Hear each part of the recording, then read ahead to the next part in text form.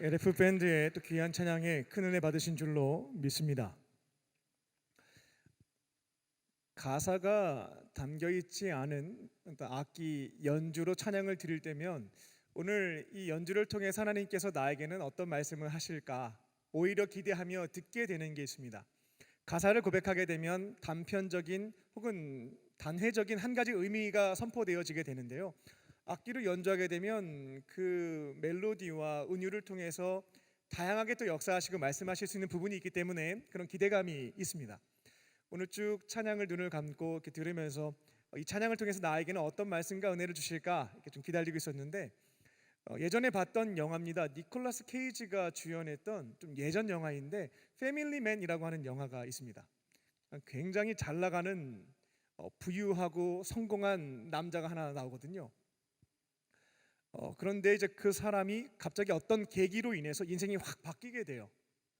예전에 사랑했던 여인과 성공 때문에 이별했었는데 확 바뀐 인생에서는 그 여인과 함께 결혼해서 살고 있는 겁니다.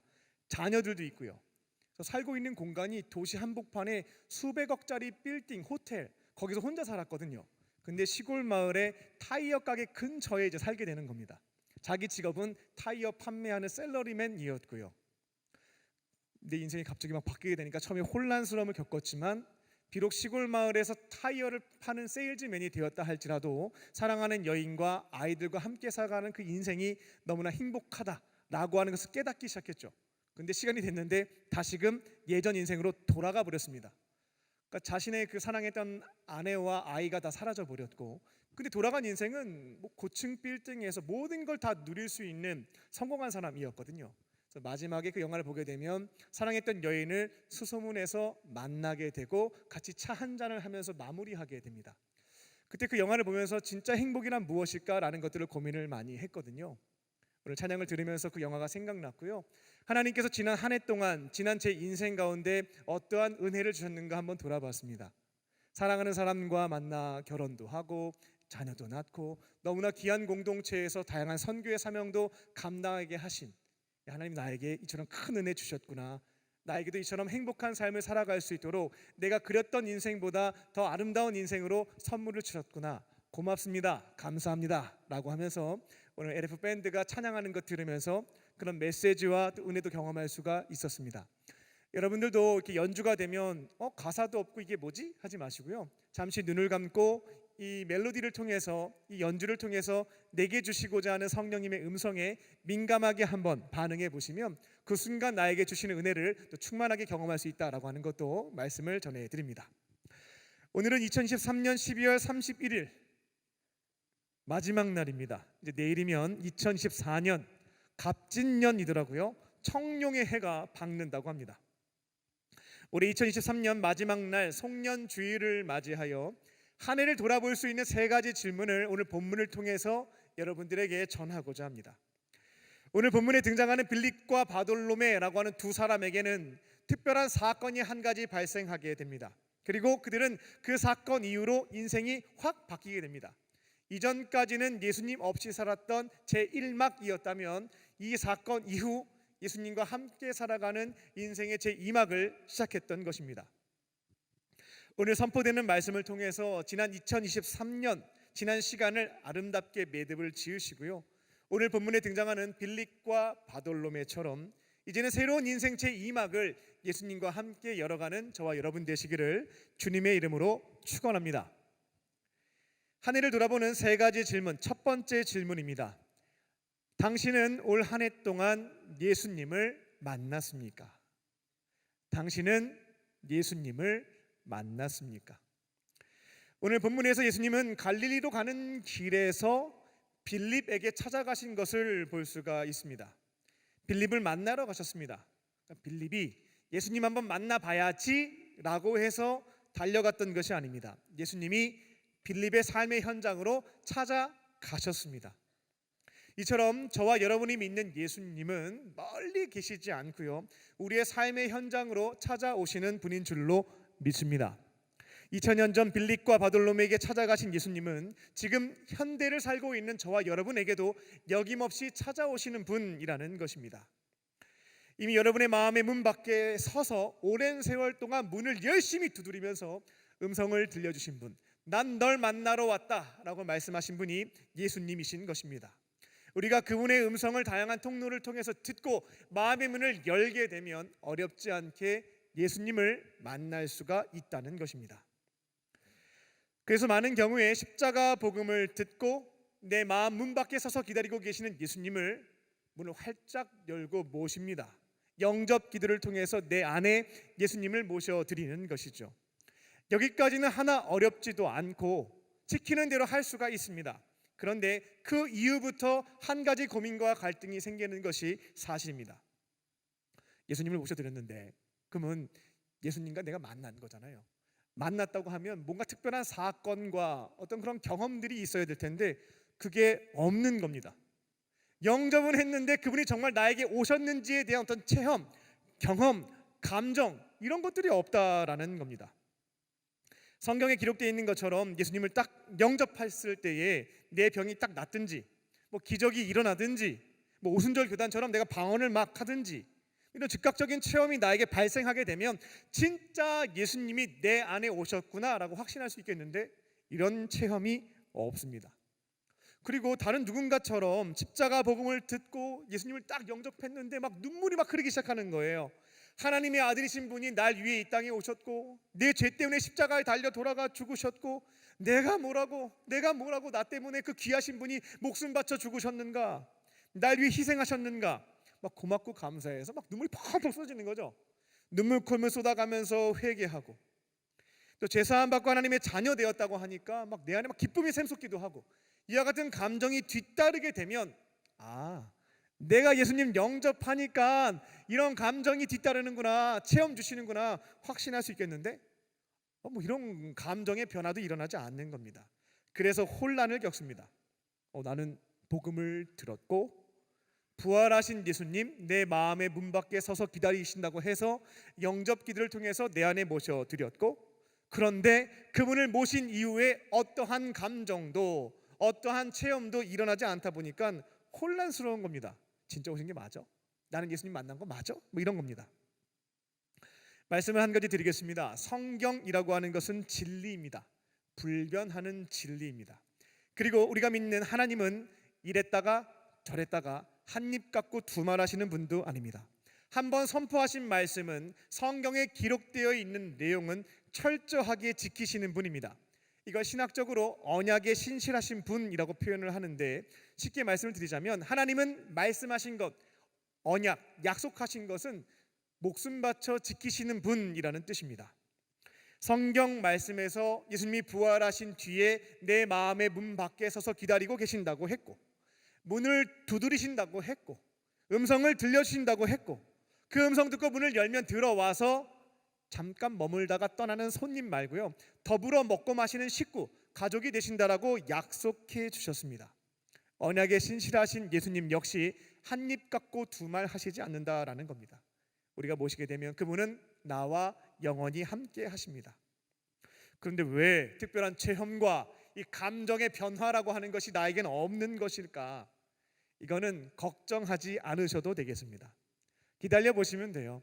하나님께서 각 사람에게 필요한 때가 있습니다. 그와 같은 체험과 감정의 변화가 필요한 때가 있다라는 겁니다. 그러면 그와 같은 감정과 체험은 정확한 때에 여러분들에게 주실 것이니까 이것은 편안한 마음으로 기다려 보시면 되겠다라는 것입니다. 저도 오랫동안 교회는 다녔지만 체험이 없는 신앙인이었기 때문에 이런 어떤 체험, 어떤 감정 이런 것에 대한 갈급함이 굉장히 있었습니다. 근데 정말로 하나님이 때가 되니까요 기적도 행해주시고 문제도 풀어주시고 병도 고쳐주시고 병도 고칠 수 있게 해주시고 방언도 하게 하시고 필요한 감정과 체험들 때에 맞춰서 그 시기에 맞게 주시는 것들을 경험할 수가 있었습니다. 그러니까 실족하실 필요가 없습니다. 의심하실 것도 없겠습니다. 이제 예수님을 영접했다면 그분이 내 안에 계시는구나. 특별한 체험과 감정이라고 하는 것은 필요한 때에 나에게 선물로 주시겠구나 라고 기다리시면 되겠습니다. 그리고 이제는 다른 것 몰입할 필요가 없겠습니다. 이런 의심 때문에 흔들리실 필요도 없겠습니다. 예수님은 내 안에 이미 계시거든요. 그러면 이제 그분과 어떻게 하면 친하게 지낼 수 있을까? 이 한 가지에만 몰입을 하시면 되겠습니다. 집중하면 됩니다. 그렇게 주님과 친해지는 삶을 살아가다 보면 나에게 필요한 체험과 간증, 기적, 감정, 필요에 따라 정확한 때에 채워주신다라는 것입니다. 2023년이 이제 오늘로서 마지막입니다. 한 번 더 묻겠습니다. 여러분은 예수님을 만나셨습니까? 아직도 못 만나신 분들은 오늘 기도의 자리에서 찾아오시는 예수님입니다. 이미 내 마음의 문 밖에 찾아오셔서 기다리고 계시는 분이 부활하신 예수님이십니다. 이제는 약속의 말씀을 딱 믿고 영접 기도를 통해서 예수님을 내 안에 모시는 겁니다. 오늘 이 순간 즉각적인 체험과 감정이 뒤따르지 않았다 하여서 나한테는 안 오셨나 봐 의심하지 마시고요. 내 안에 이미 오신 예수님과 친하게 지내는 일에만 몰입하시면 되겠습니다. 그리고 올 한 해 동안에, 다가오는 새해 한 해 동안에 예수님께서 나에게 주시는 감정, 체험, 은혜들을 풍성하게 누리실 줄로 믿습니다.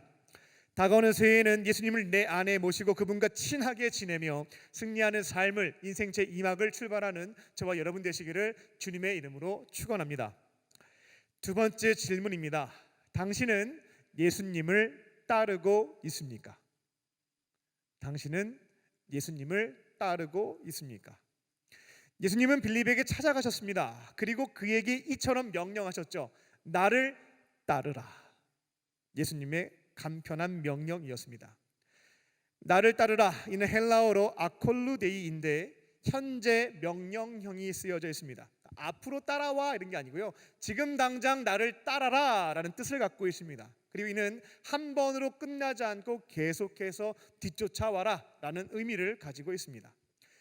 그리고 이 원어의 기본적인 의미는 뭐냐면 도덕적, 종교적, 지적으로 추종해라 라는 뜻을 가지고 있습니다.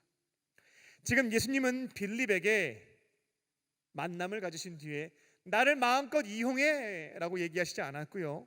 나를 따라와라, 나를 추종해라, 내 발자취를 뒤따라와라 라고 명령하셨다라는 겁니다. 교회 다니시는 분들, 신앙생활 하시는 분들을 크게 두 부류로 나눌 수가 있습니다. 먼저는 무리이고 두 번째는 제자입니다. 무리는 어떤 사람이냐면 예수님을 이용하는 사람입니다. 내 소원, 내 욕망, 내 야망, 내 목표, 내 성공 이런 것들이 있죠.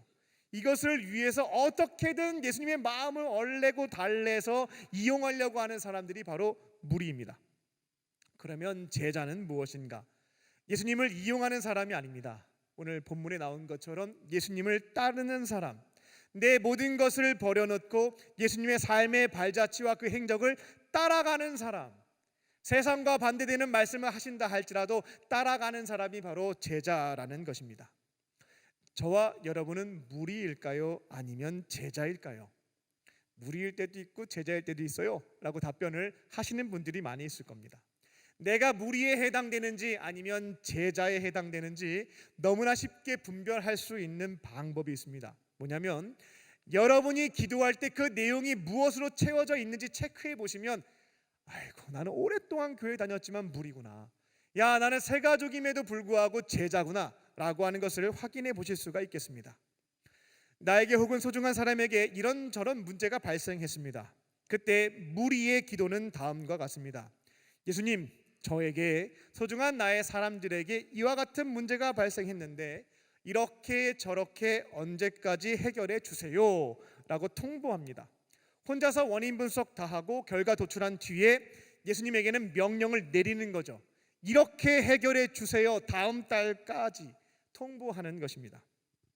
기도할 때 사실 예수님이라고 부르기는 하는데 그 내용을 보게 되면 예수님이 아니에요. 나보다 높으신 분, 나의 왕이 아니다라는 겁니다. 가만히 살펴보게 되면 그 내용을 보게 되면 나보다 한참 낮은 신분을 가지신 분인 거예요. 내 종, 내 하인인 거죠. 내가 결정하고 정해놓은 것을 통보하니까요. 이거는 사장님한테도 그렇게 못하고요, 부모님한테도 그렇게 못하고요, 선배님들한테도 그렇게 못합니다. 정말 종에게만 할 수 있는 거예요. 내가 모든 것들 다 결정해놓고 제한 시간까지 해내 통보하는 것은 하인에게 하는 일이다라는 거죠. 그러면 제자의 기도는 무엇일까요? 제자는 예수님을 이용하는 사람이 아닙니다. 예수님을 따르는 사람들이 바로 제자인 거죠. 그러면 다양한 문제와 사건이 발생하게 되면 내가 따라가야 할 분, 나의 주인이신 예수님께 물어봐야 되겠습니다. 왜 이와 같은 문제가 발생했습니까? 원인을 같이 함께 찾아야 되겠죠. 주님, 이 문제는 어떻게 접근하고 해결하면 되겠습니까? 라고 물어봐야 되겠죠. 그러면 예수님이 다양한 통로로 말씀을 해 주십니다. 때로는 내가 생각했던 것과는 나의 가치관과 삶의 경험과 이성과 세상의 방식과는 차별되고 다르다 할지라도 주님이 그렇게 나에게 말씀하셨다면 따르는 겁니다. 이게 바로 제자의 기도, 제자의 삶이라는 것입니다. 그래서 베드로도 저 깊은 곳에 그물을 던져요. 예수님이 말씀하셨을 때 제 생각에는 저기 어차피 던져봤자 없어요 라고 밝혔지만 끝에는 주님께서 말씀하셨으니 주의 말씀 의지하여 제가 그물을 던지겠습니다 라고 말씀했죠. 실천할 수 있는 용기, 능력을 구하고 실제로 행했다라는 겁니다. 이게 바로 제자의 삶, 예수님을 따르는 삶의 모습, 그 기도의 내용인 것입니다. 2023년 하나님께서는 여러분을 파송하신 삶의 자리가 있었습니다. 가정, 교회, 일터, 캠퍼스, 여러분을 파송하신 삶의 자리가 있었습니다. 그곳에는 나름대로의 문화와 가치관이 있을 겁니다. 우리 집안만의 문화와 전통, 우리 교회만의 문화와 전통, 우리 직장 캠퍼스만의 문화, 전통, 규율, 가치관들이 있다라는 겁니다. 우리는 그리스도인이기 때문에 우리가 속한 곳에 있는 것이 아무리 정당성을 확보했다 할지라도, 아무리 합리적이라 할지라도, 이게 대사라 할지라도 무조건 따르지는 않습니다. 우리는 이 세대를 본받는 사람은 아니기 때문에 그렇습니다. 우리는 이 세대를 따르는 것이 아니라 예수님을 따르는 제자들인 것이죠. 그래서 예수님이 딱 보셨을 때에 아무리 우리 아버지가 맞다고 할지라도, 우리 교수님이 맞다 할지라도, 우리 직장 상사님이 이게 옳다고 한다 할지라도 점검해 보는 겁니다. 주님이 보실 때에 선하게 여기시는 것, 기쁘시게 여기시는 것, 온전하게 여기시는 것이 맞는지를 확인해 보는 거죠.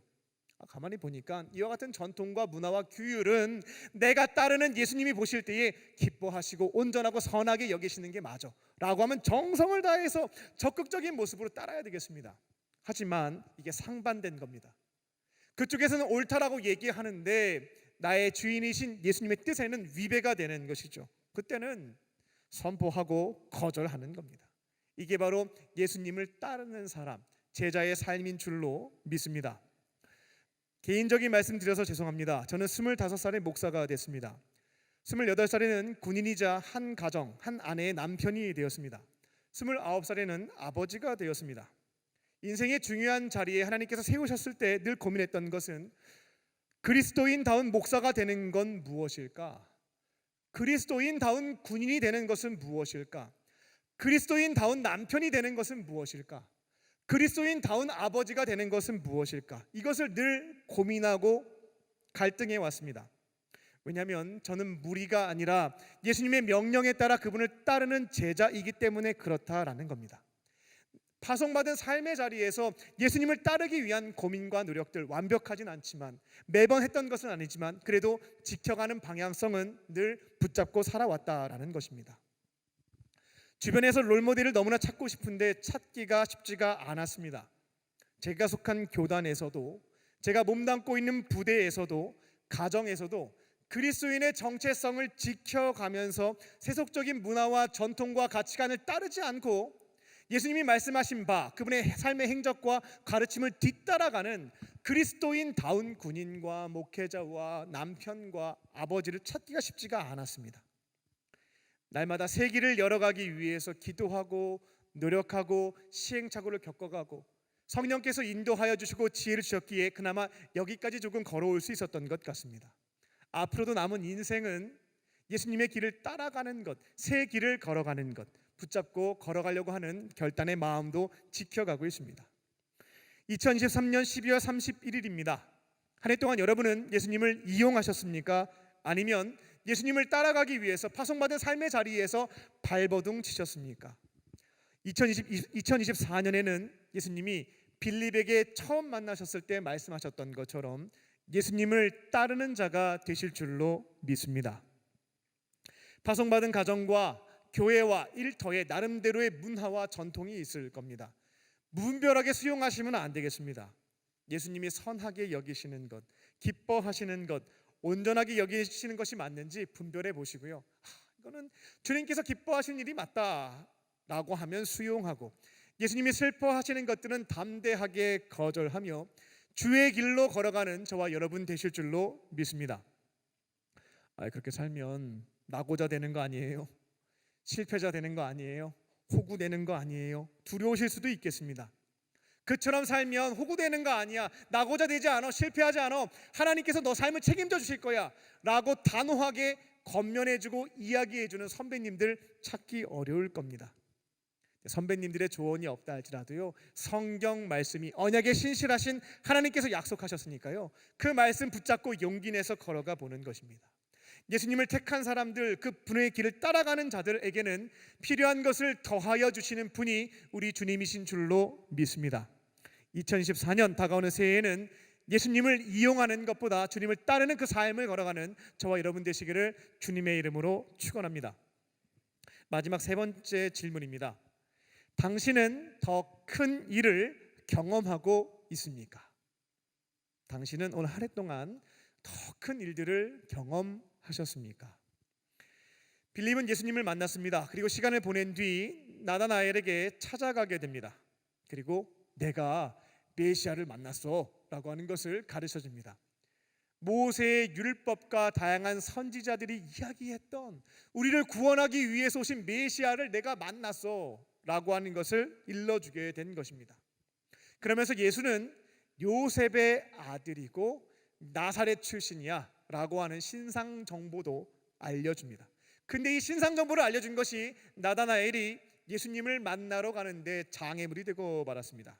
왜냐하면 그 당시 나사렛이라고 하는 동네는 시골 중에 시골이었습니다.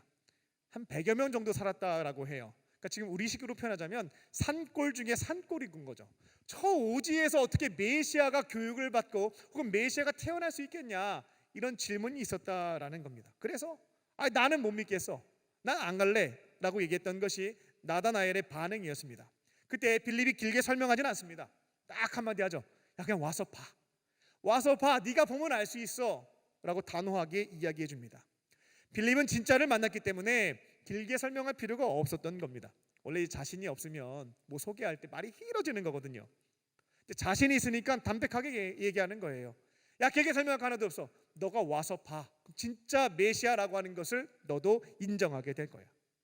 나다나엘은 그 말에 이끌려서 예수님을 만나러 갑니다. 47절입니다. 예수님이 나다나엘을 보고 말씀하십니다. 야, 이 친구는 참 이스라엘이다 라고 설명해 주시죠. 야, 그리고 그 마음에 아주 간사한 게 없어, 아주 순박하고 순수한 사람이야, 괜찮은 친구네 라고 인정을 해 주십니다. 여기서 진짜 이스라엘 사람이라고 하는 것은 뭐냐면, 그 당시 팔레스타인 지역에 살고 있었던 사람들은 아브라함의 후손, 야곱의 후손으로서 이스라엘 그 정체성을 가지고 있었습니다.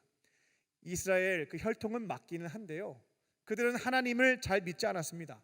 하나님을 사랑하는 마음도 없었고요. 진짜 이스라엘이라면 그 민족에게 복을 주신 하나님을 잘 섬기고 그분의 말씀을 배워가면서 지켜가야 하는데, 혈통만, 겉모습만 이스라엘 사람이고 그 속에는 하나님에 대한 사랑과 율법을 준수하는 게 없었다라는 겁니다. 그러니까 우리가 이제 군대에서 간부님들 중에 참 군인, 진짜 군인이시다라고 표현하는 경우가 있습니다. 누구보다 군대를 사랑하고 누구보다 FM대로 생활하시는 분에 대해서 참 군인, 뭐 진짜 군인, 이런 얘기들을 하는 거거든요. 나다나엘이 참 이스라엘 사람이라고 인정을 받았다는 것은 누구보다 하나님을 사랑하고 그 율법을 배우고 준수하는데 열심을 냈던 사람이었기 때문이었습니다. 더군다나 마음에 간사한 것이 없다라고 하는 것은 나쁜 목적, 뭐 그런 나쁜 동기를 가지고 율법을 배우고 지키는 사람이 아니다라고 인정해 주신 부분이었어요. 하나님에게 율법을 잘 지키면 나한테 떡고물이 많이 떨어지겠지? 내가 율법을 열심히 지키게 되면 많은 사람들이 내가 정말 훌륭한 종교인이라고 하는 찬사를 보내겠지? 이게 잘못된 중심이거든요. 근데 이게 없는 너무나 순수한 사람이다, 순수한 목적으로 하나님을 섬기고 그 율법을 지키는 사람이다 라고 칭찬을 해주셨습니다. 48절입니다. 나다나엘은 예수님, 당신은 나를 한 번도 본 적이 없는데 어떻게 나에 대해서 이렇게 알고 평가하시고 판단하실 수 있냐고 묻게 됩니다. 그때도 놀라운 말씀을 듣게 됩니다. 48절을 보면 너가 빌립이 너 부르기 전에 무화과 나무 아래에서 있었던 거 내가 다 봤어 라는 말씀을 해주시게 되는 거죠. 그러니까 그때 깜짝 놀라게 됩니다. 왜냐하면 그 현장에 예수님은 없었거든요. 오시지도 않은 분이 과거 시간에 내가 무엇을 했는지 알고 계시니까 야, 신적인 지혜를 가지고 계신 뭔가 놀라운 능력을 갖고 있는 분이 맞겠다라는 판단을 했던 것입니다. 이 무화과 나무 아래에 있었다라고 하는 것은요, 그 당시 경건한 유대인들은 무화과 나무 아래에서 시간이 되면 기도했대요. 그리고 랍비에게 율법을 교육받고 잘 한번 지켜봐야 되겠다 결심했던 자리가 이 무화과 나무 아래였습니다. 근데 이것을 딱 예수님이 맞춰버리시게 되니까 놀랐던 겁니다. 49절을 보게 되면 내 앞에 계신 예수님, 요셉의 아들 나사렛 출신 예수가 하나님과 동등하신 그분의 아들이 맞습니다. 우리를 구원하시기 위해서 이 땅에 오신 우리들의 임금 왕이 맞습니다 라고 고백을 하게 됩니다. 그때 예수님의 답변입니다. 더 놀랄 일을 이야기하십니다. 야, 너가 지금 내가 아까 전에 무화과 나무 아래에 있는 거 보지도 않았는데 이거 맞춘 것 때문에 크게 놀란 것 같다. 그런데 앞으로 너가 나를 따라오게 되면 더 큰 일을 보게 될 것이다 라는 것을 알려주시게 되죠.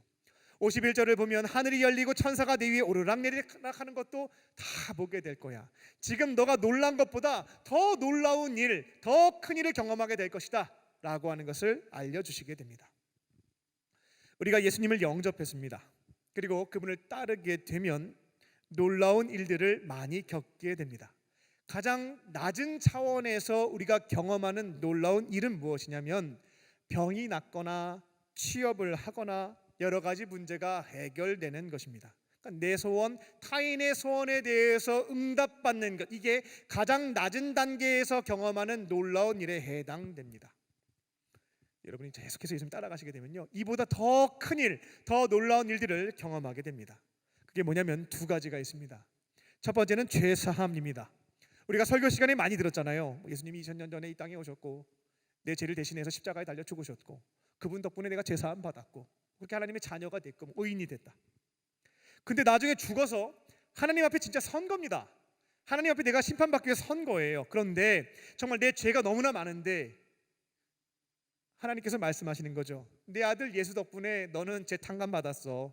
너 천국에 가면 된다. 넌 내 자녀고 내가 의인으로 인정해 줬으니까 천국 가면 된다. 이것을 진짜 보게 되고 경험하게 되는 거죠. 이 땅에 사는 동안 단순한 문제 해결 하나가 아니라요, 죄 사함 받아서 천국에서 영생하게 되는 그 놀라운 일, 큰 은혜를 보고 경험하게 된다는 겁니다. 지금은 죽지 않아서 이 말씀이 크게 와닿지 않을 텐데요, 언젠가 저와 여러분 모두는 한 번 살고 한 번 죽을 겁니다. 그때 하나님 앞에 서게 되면 이 놀라운 일을 경험하게 되겠습니다. 야, 예수님 덕분에, 정말 예수님 덕분에 내 이 모든 죄가 사함을 받고 하나님의 자녀가 돼서 그분이 예비하신 집에서 내가 영원히 살게 됐구나. 그 큰 일을 저와 여러분이 경험하게 된다는 겁니다. 그 두 번째로 경험하게 되는 더 큰 일은 인격의 변화입니다. 우리가 이 땅에 사는 동안 나의 소원과 타인의 소원을 간구하고 중보하는 것들을 통해서 응답받게 되면 이게 가장 고품격의 가장 크고 위대한 일로 생각하시는 경향이 있는데, 이보다 더 중요한 더 큰 일은 뭐냐면 우리의 인격이 변화되는 것입니다. 취업을 했습니다. 결혼도 했어요. 자식도 낳았습니다. 집도 샀습니다. 서울에 샀어요. 차도 샀습니다.